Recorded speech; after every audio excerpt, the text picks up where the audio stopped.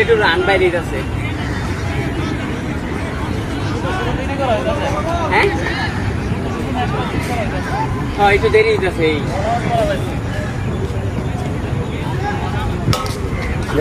বেশি সমস্যা করতেছে আর চেহারাটা খালি কাদার মধ্যেই খালি পিছলা খায় খালি কাদায় পিছলা খায় ওখানে কয়বার যে পড়তে আল্লাহ জানে আবার এখানে বল করতে আবার পড়তে আগে আবার চলে এসে আবার চলে আবার আল্লাহ